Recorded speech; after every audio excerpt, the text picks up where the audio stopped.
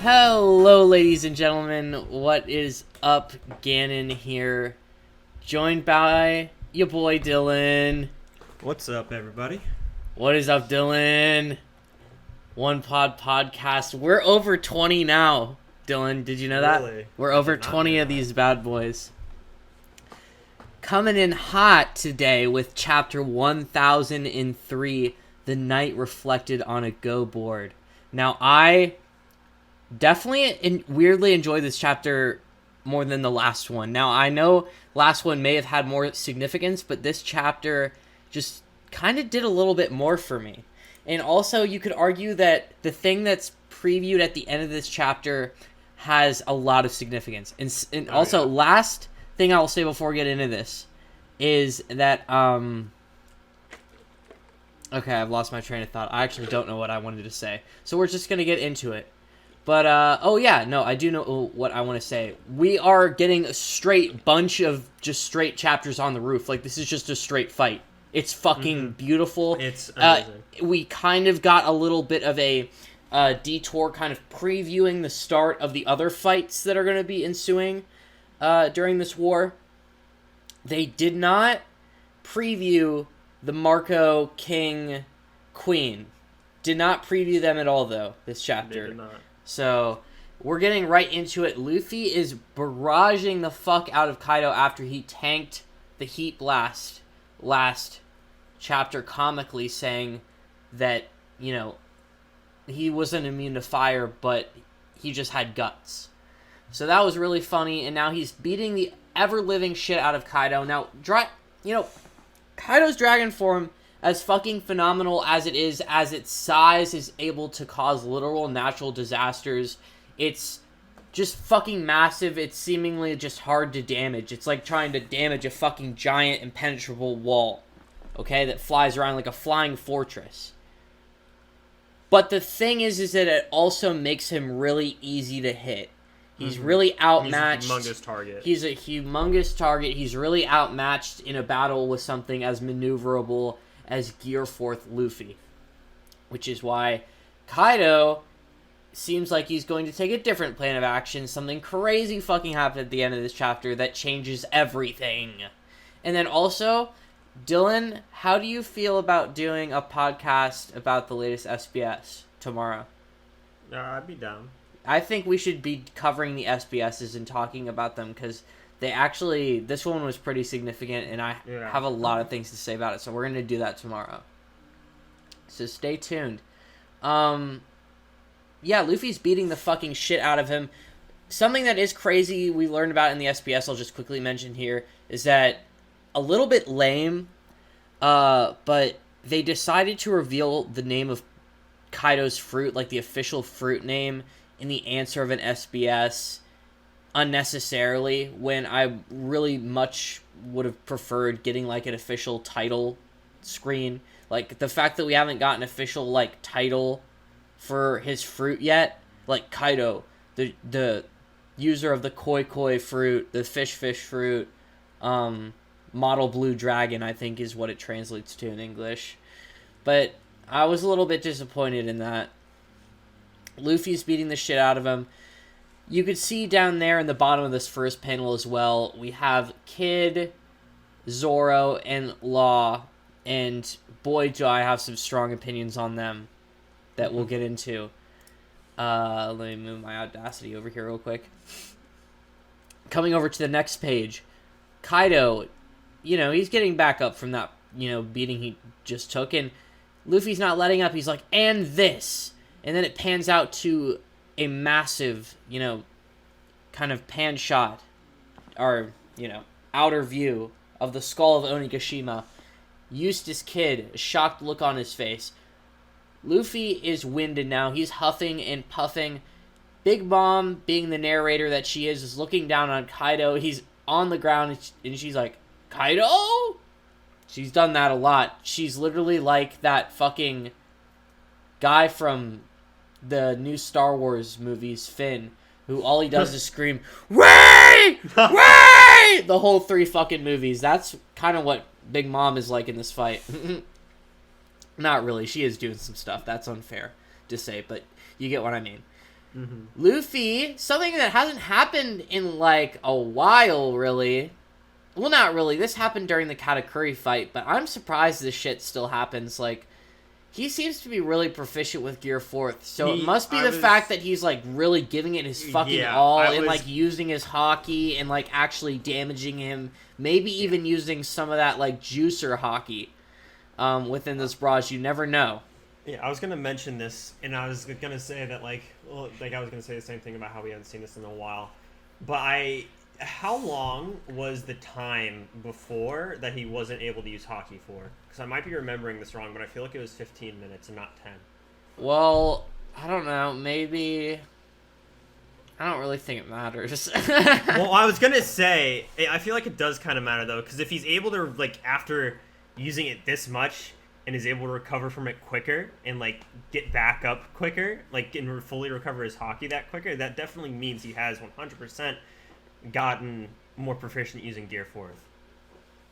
Because he's able to, like, Law has only experienced this firsthand one time before, so you'd assume Law's, like, estimate would be kind of the general same time. It's not like Law's kind of scaling it. Do you know what I mean? Yeah, I'm not really thinking about how Law is actually... Like, Law's not a power scaler. He doesn't know that Luffy's, like, gotten stronger. Yeah.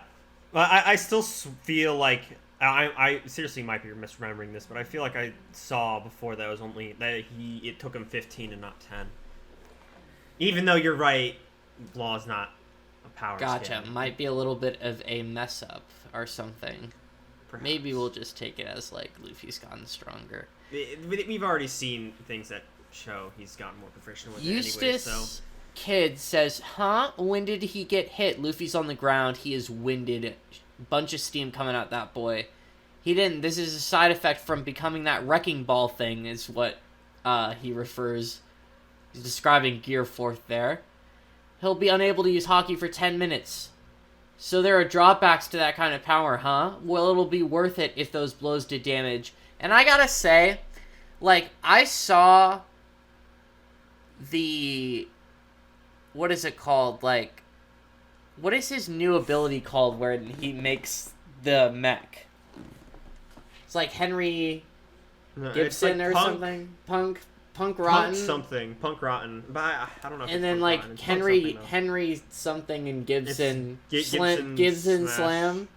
And something Vice. I don't know. Vice. Yeah, I don't know. But it's Punk Rotten. I saw this and I was like, this is a Gear 4th variant. This is supposed to be like a Gear 4th competitor. But I mean, dude, I feel like this thing would get fucked by Gear 4th. Yeah, no, it definitely would. Even Gear 4th without the advanced hockey, bro. Like, it's just like Gear 4th is so much better. And I guess this statement right here kind of proves it. He's like, so there are drawbacks to that kind of power, huh? Well, it'll be worth it if those blows did damage. And then Big Mom over here, really kind of cool panel of her in the background, in this little like divergence from the clouds. You're done already? You really gave it your all, didn't you? She says. And then she's priming up for an attack motherly. Zoro steps in, of course, the goat. Fire. And I'm gonna need Zoro... well, not really soon, because, you know, obviously I want this fight to last for like a million years, but Zoro, I cannot wait for this motherfucker to use, what is it? What is that ability he hasn't used? Ashura? Ashura, yes. I can't wait for him to use Ashura. I can't wait for him to open his Demon Eye, his fucking Renegon. I can't wait for him to do like an ultimate slash attack. Dude, this is clearly so obviously the Ark of Zoro. And, like, this is almost more Zoro's arc than Luffy's arc. I mean, Luffy is becoming an Emperor competitor, but so is Zoro, crazily enough. He is, like, right there with Luffy. He's, like, right next to Luffy. He has truly always been the 98 to Luffy's 100. Maybe even the 99 to Luffy's 100. Sanji is now clearly the fucking, like, 60-70 to that. You know what I mean? Motherly, fire! Slams down the fucking, her giant flaming sword, and it makes a really cool explosion, and I can't wait to see these attacks animated. They're going to be absolutely gorgeous. Hey, Killer, don't let up. We're going to finish Kaido off. That's a joke. Give me Straw Hat, says Big Mom. Roger that, says Killer. Okay, and now we need to address this, okay? Because here's the thing. Both Killer and Zoro, and actually literally everybody, has gotten up from Big Mom's intra attack like nothing fucking happened, and that isn't a testament to really any of these characters' strength or power levels. That's just a testament to the fact that lightning strikes are inherently weak in the world of One Piece. You look at all these weak pre-time skip Straw Hat characters who are able to tank god-level lightning blasts from Enel, and they survived from it. So now you have, like, godly-level characters, and then you have the worst generation, which are, like, those competitors to the godly characters, and you'd assume these motherfuckers would be able to tank a lightning blast. Yeah, I mean, if Killer was able to get up from that, shit's weak. That's all I gotta say. But here we have Law coming up to Big Mom and doing a counter shock, and it's kind of cool, but it's nothing I haven't seen before. Mm-hmm. It's nothing I haven't seen. I think it's cool because it's like the first attack against Big Mom. Yeah, it is. The fact that Law's going up to Big Mom like that is really fucking hard in itself. Don't get me wrong. Like, the fact that he's doing that is raw. Like, oh, that's Law going up and attacking an emperor with the intent to kill. Yeah, but it is nothing new. So we go down here. I don't know if the design like kind of switches up to his mech every so often because it like gets thrown around and fucked up. I'll have to go back and like look if it changes a little bit. But the general design is still always there. Kaido's getting back up after Big Mom gets counter-shocked, and we go over here to the next page, a really awesome spread here. Captain Kidd says, "What's that?" Kaido is spinning in a like a cylinder. Or no, what is that? He's like coiling up. He's coiling up like a snake, and he's rotating super fast. And something hits against Punk Rotten and fucks it up. And you see that Kaido says Dragon Twister, and we learn that Kaido is able to make fucking tornadoes by spinning around really fast as a dragon. So dragons are gods. He can just create natural disasters. Like, it's nothing. And you mentioned it to me before, but he's also doing all this shit while making Onigashima float. Yes! The entire fucking island at the same time. Dude, we were messaging each other a little bit about this, and I was like, bro, he's also making Onigashima fucking float! Like, this is Yonko level shit. These are Yonko level feats. Like, it isn't just because Kaido's the owner of this fruit, bro. Like, it's because he's Kaido, and he owns this fruit. The fact that he's able to do all this shit, get pummeled around, and subconsciously also make Onigashima float with his heat clouds that he's producing 24/7. It's like a Doflamingo birdcage type of thing. And it's fucking overpowered. It's awesome. It's a great overpowered ability. And then also, this just looks amazing. Like, just the picture of Kaido in his dragon form, and he's making the dragon twisters. It's fucking phenomenal. It's absolutely brilliant. It's really great. You've got to be kidding me. Luffy, funnily enough, says, "Oh, Zoro, thanks," because he's really tired. This is really like facing a natural disaster, and it's fucking true. Like, they're actually making just weather now, like lightning storms, twister storms. He says, I let my guard down. You know, Zoro does that once every million years. He lets his guard down. Says Luffy. He gets gobbled up by Kaido. Kaido goes to eat that motherfucker, and I'm really curious. Like, will Kaido actually eat him, like, and consume him and shit him out? Like, is he prepared to do that? I was really wondering this, because Kaido goes for the crunch. Maybe he just kind of crunches them up and then spits them out. I don't know. Hey, what do you think you're doing to my captain? And of course, you know, Get ready to splurge, ladies and gentlemen, because this is the Ark of Zoro. There's no way I'm gonna let you eat him. There is a fucking badass aura. Like he's fucking a Hunter x Hunter character or something, emanating from Zoro. He's got this crazy-ass stance. 3 sword style. Zooms in onto Enma, and then the panel below it, you could see in the illustration, the energy is now confined to the sword. So it's ripping out that haki, that energy from Zoro, and making it emanate in a physical manifestation. And now it's gathering up and building in the sword. And Zoro says, wait, what is it? Yeah, it's a black rope dragon twister. That's what that means. And he fucking does a fucking really dope-ass giant twister that engulfs Kaido. And you know what's really crazy about this panel is just kind of like the depth of how big Kaido looks in it. So you see the tornado, Dylan? Mm-hmm. Look in the background, you can see that there's like a coil, and then in the middle ground there's Kaido, like the main part of his body, and then in the foreground, I think that's what it's called, you can see his tail. That's where like Zoro's jumping. A beautiful fucking panel, dude. An absolutely gorgeous panel. Zoro looks fucking awesome.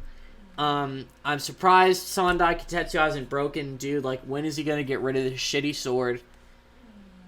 Right before he gets caught up in the Dragon Twister, Kaido says, so the sword is the source of that strange haki. Dune. Mm-hmm. Zoro is unlocking advanced haki by using Enma. By mastering Enma. Definitely. He is advanced. Luffy has had his training arc in the prison learning this haki. And then in the forest. That was his training arc. To learn an advanced haki. Zoro has to learn it through battle. Because Enma will allow somebody to use advanced haki. It literally rips it fucking out of them. But only great men who can master Enma can learn advanced haki. It's like a prerequisite. You have to be a great-ass man like Zoro, like Mihawk, to use this sword and use advanced haki. So it's basically like the sword is the teacher in this case. If Zoro is able to master Enma, he's able to master advanced haki, and he's able to cut Kaido. That is what's going on here. It's fucking brilliant. Enma is a beautiful sword. I wish they would kind of update it and make it a little bit more bronze and gold. If we see it in another color spread or something, they just need to make it a little bit brighter. It's a little bit like green goldish. It's a really great looking sword, but it's obviously not as cool and as vibrant as Shusui. I miss Shusui. Or Shisui. It's Shusui. Mm-hmm. He penetrated his scales. Kaido spits up Luffy. That brat. Big Mom does more commentating. The, what was it called? The counter shock did nothing. He actually cut Kaido. Yes, that stinging sensation, I get it now. So it's Odin's sword. To think you try to counter my Dragon Twister with your own. Apparently Kaido's laugh is a play on his, like, devil fruit or something. It's supposed to be something to, like, guess his devil fruit. Dragon Twister, Gale of Destruction. So now it looks like he's using the twisters, and then he's also, like, making electricity come out of his mouth, and then he's also, like, creating the fucking things that he cut Kiku's arm off with. Like, the wind size. The wind size. Like, yeah. So Killer's able to deflect the wind size. Okay, Killer. Good feat. Pretty good, bud. You're still nowhere near Zoro. Zoro is dodging the wind size with Luffy. I think Law may be teleporting around because there's, like, ploops. Yeah, he's definitely teleporting around. And, yeah, Kid's just fucking taking it because he's in this giant mech thing. There's a hole in the roof. The battle on the roof must be crazy. The debris keep raining down. Good grief. Our supplier went and got himself killed. Okay, and the feast they invited us to is devolving to a full-blown battlefield. Go ahead. Something I'd like to point out here, right? It has to do with Marco King and Queen, right? Yeah. Unless it's like, if I don't know, being like kind of like obscured by part of the roof, but like they were like right below the hole. Yeah. So like I feel like technically and like they were right above this area that this is happening in. So wouldn't you be able to see them in this one panel? You might, but they're probably not trying to draw it. They're probably going to pan in. Yeah, to it later that's somehow. What I was thinking. The thing is that like I feel like when Marco launched Zoro to the roof, he's like, "This is the new generation's fight. Stay out of it." I feel like Marco's going to keep King and Queen from coming to the roof. King and Queen are not going to be involved in the battle in any way. Yeah, I don't think so either. Perhaps Jack. Jinbei might come to the roof at the end. Jack might try to do something after the battle's over, after everybody's exhausted and, like, it's, like, pre-Lucci, like, Luffy, like, you know, exhausted, like, can't even fucking move. Yeah. And Jack's like, I'm gonna kill you all, you motherfuckers, I've regenerated. And then Jinbei comes out. He's like, Fishman Karate Ultimate Move. Mm-hmm. And he Crescent Moon, Tsunami Kick, and he just fucking, like, murders him. Mm-hmm. Yeah, that would be awesome. So, now the next thing to talk about. Yeah. This motherfucker Orochi is not dead. This motherfucker is not dead, Dylan. No way did they give this man a Hydra fruit and then cut off his head and expect us to believe that he was dead. Especially since they've panned to the fucking actual head twice now. Like, you wouldn't do that. We only see the head and not the body. We don't see the body. Bro, Orochi's still alive. His fucking shinobi squad is still loyal to him. Dude, Orochi might join them against Kaido. Orochi might redeem himself and become like... I don't think he would join him against Kaido, but I feel like he would kind of just go there, just like not be on either side. Yeah, dude. Because if they were to beat Kaido, like Orochi would be next up. Like they're not letting that dude live. Oh yeah. Actually, you're right. He's the Shogun. This is like Japan. They're fucking beheading that motherfucker. You're right about that, Dylan. Good grief. Our supplier got himself killed. Now we're panning over to these foo-foo-ass bitches. It seems that the skirmish is a result of the grudge that has festered within Wano for the past 20 years after Doflamingo's defeat. A clash between Kaido and the worst generation became inevitable, but it almost seems like fate conspired to make allies of the samurai and these pirates. The world is about to undergo a drastic shift. If two of the emperors were to fall here, the future would definitely become uncertain. But that outcome is impossible. Bing, bing, bing. So, dude, what the fuck do they mean, dude? Okay, so listen to this, Dylan. I have a couple things to say. Okay, I have a couple things to say as well. I'm sure. Okay, listen. Dude. Okay, first thing I'll say, I need to talk about CP0, I guess, 0. These motherfuckers...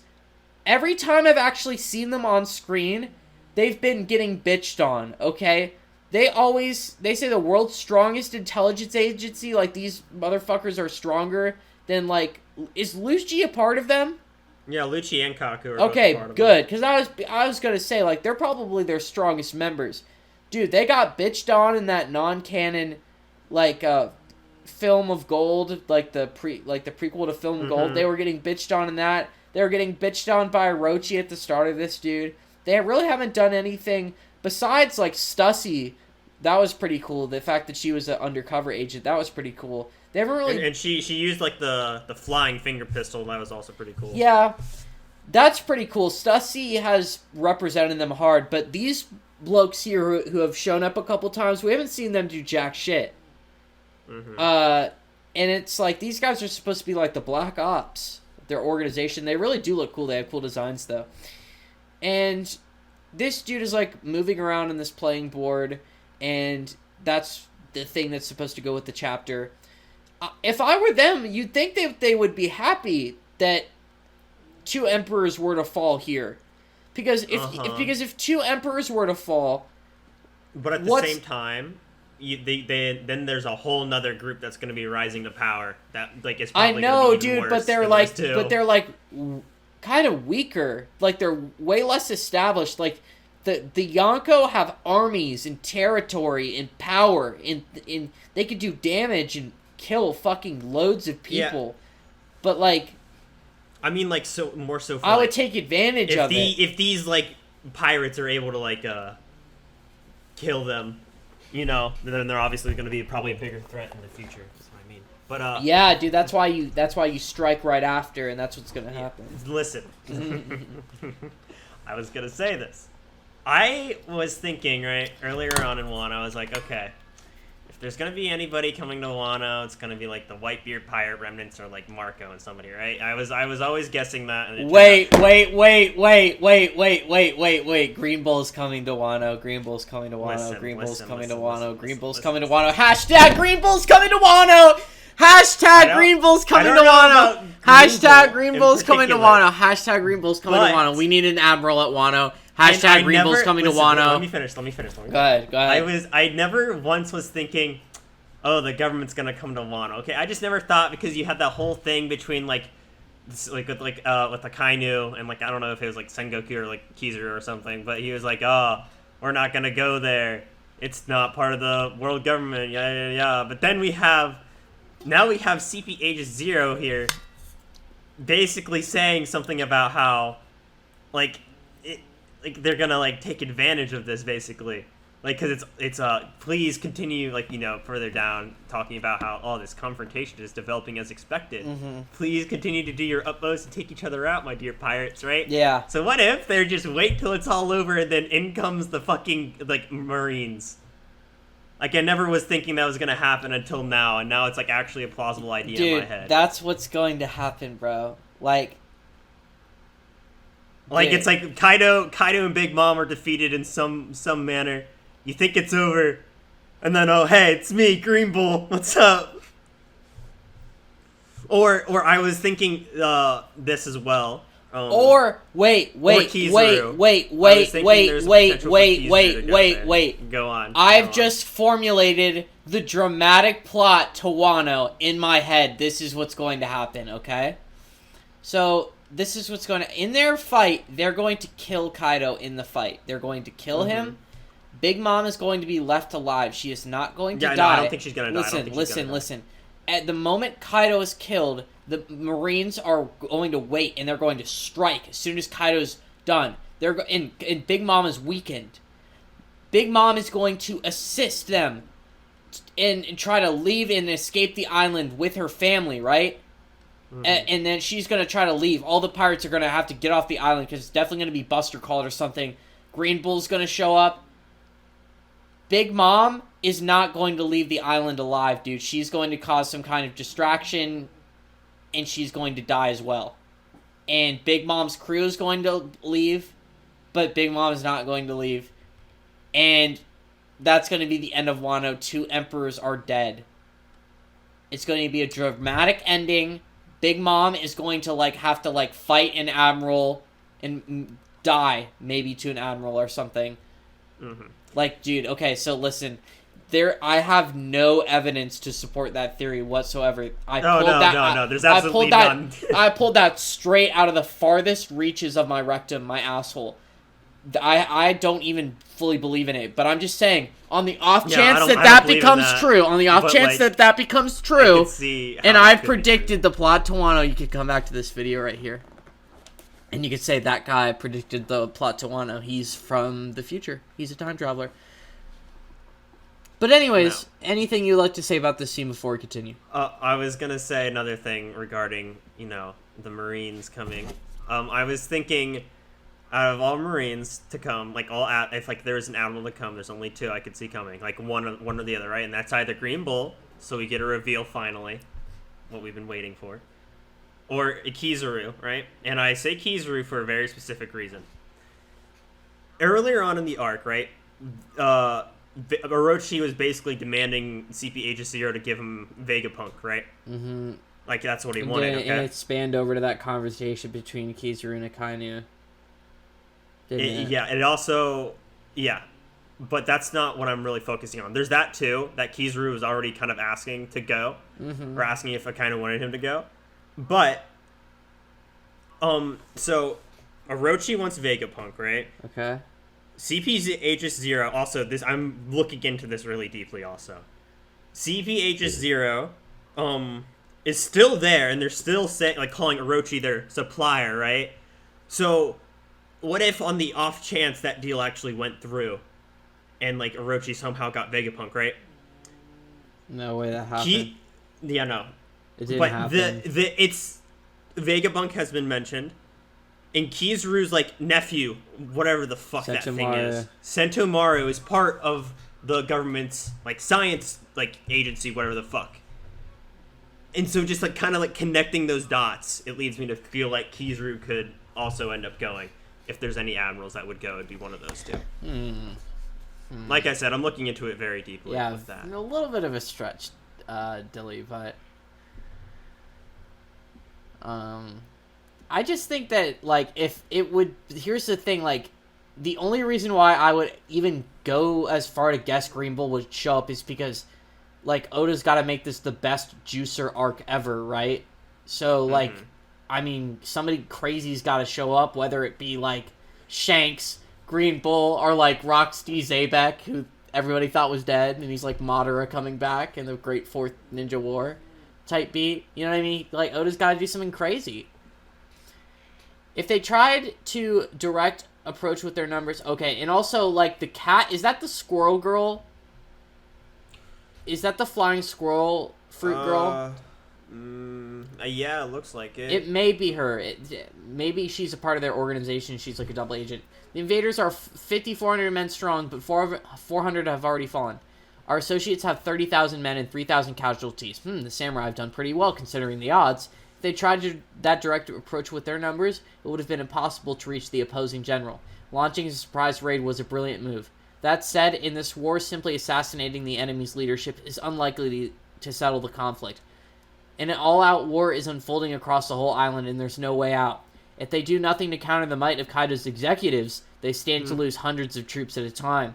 If this new generation is unable to stand against the executives, it will be like getting surrounded by black stones on a go board. They'll be finished.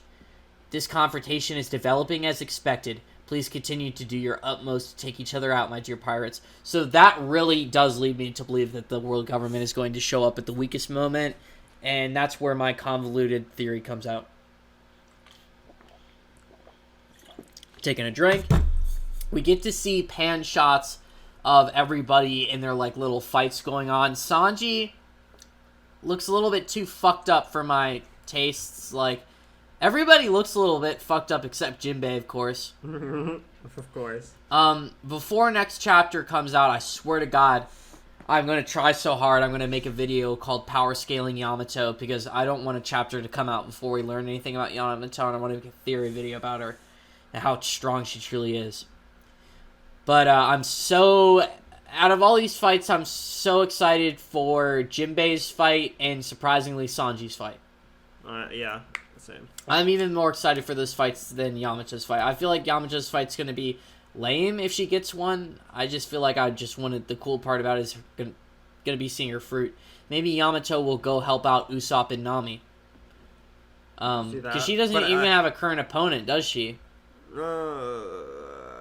She's just... No, she's in the... No. She's with Momo. Yeah, she's just in the attic with Momo. But it looks like... Was anything happening, though, when we last saw them? Like, was she fighting anybody? I don't remember. I don't think she was, and it kind of looks like she is. It looks like she is, like, concerned in that shot. But anyways. And she's, like, sweating and shit. Here we go. It goes back to the roof. Those are the giant doors that the numbers come out of, by the way. Those giant doors in that panel. What the hell is that? Is that Kaido? It must be his dun dun dun hybrid form. Hey Lin, this is getting fun. Mama, haha. You know, Kaido, I was just thinking the same thing. The mighty emperors blocked their path. And okay, so this is a game changer for so many reasons. I honestly didn't think that we would get to see something like this. I have speculated in the past, Dylan, and I have talked about it in many of our podcasts, where I said that there is a possibility that mythical zones might not have a hybrid form because of the weird circumstances that they're mythical. Do you know what I mean? The fact that Kaido has a hybrid form means that possibly Marco could have one if he chooses. Fucking Sengoku, Katarina Devon, might they be possible Whoa, of this? Sengoku's would be weird. Yeah, dude, that's what I'm saying. Like, might they be possible to do this? Do so. all zone users truly have like 3 forms? Even the mythical types? Like every single one? I feel like Marco's is weird. But I feel like would his like him turning his arms into the wings and then having his body? No, that Marco's is weird. Marco's is really weird. That's honestly the weirdest one for me because that's the one that originally was making me think like, dude, maybe mythicals don't have hybrids if Marco can't like just turn into a half phoenix, or maybe there's no use in turning into a half phoenix. And then also like, what the fuck is King's hybrid gonna look like since he's like a flying thing? Like, are we gonna see Marco go hybrid form in a fight against King and Queen? Like, I don't know. This has opened up a whole bunch of realm of possibilities. The silhouette looks absolutely awesome. It's going to be fucking dope as shit. It's gonna be probably cooler than X-Drake's hybrid form. But it's gonna look so crazy. He's barely recognizable to Kid and Luffy. And yeah, dude, I'm just really excited to see Big Mom do something cool too. As she hasn't done much, and I keep on pointing that out, but it's not really a criticism. I feel like Big Mom's gonna do some really cool shit. She already has done intro, which was really cool. But I feel like there's got to be a lot left in her. She really is a character that's been dissed, and she's stupid and everything. And I diss her. I said she's the worst Yonko, but I do like her. I like Big Mom. Anything... And I like her too. I do like Big Mom. I give her shit and everything because she's a little stupid, but she is, like, really countered by plot. My least favorite, even more... I definitely like Shanks and Kaido more. Oh, for sure! Like, I'm just saying I like her. I'm just saying I don't dislike Big Mom. I like her as a character. But she is really, unfortunately, like, fucked by the plot a lot. Anything you would like to say before we wrap this one up, Dylan? No break next week, Pog. No break next week. I'm super excited. What do you rate this chapter? I'm going to give this one... I rated 8.5 out of 10. 8.5. I was going to say maybe a 9. I loved how I started saying mine before you even fucking finished yours. What was yours again? What did you just say? 8.5 out of 10. But I would... The hybrid... Okay. I want to say 9 for the hybrid form. I'm going to give it 8.7 for the hybrid form. Yeah, I feel like that's a good one. Because, dude, like, it's not truly deserving of a 9. Because, you know, I mean, Zoro did do something cool this chapter. He cut Kaido, which is really awesome. I'd love to see Zoro do things. But, yeah, I don't think it was truly deserving of a 9. But yeah, anyways, guys, that was chapter 1003, titled The Night Reflected on a Goad Board. Another episode of the OnePod podcast. Thank you so much for joining us again. If you enjoyed the video, be sure to slap a like on it. If you're enjoying the content, I would be very flattered if you were to subscribe. If you have anything you'd like to share with us, talk to us about the chapter, about One Piece in general, leave it down in the comments below. We will be sure to get back to you. And I'm going to have to see you in the next one. Peace out.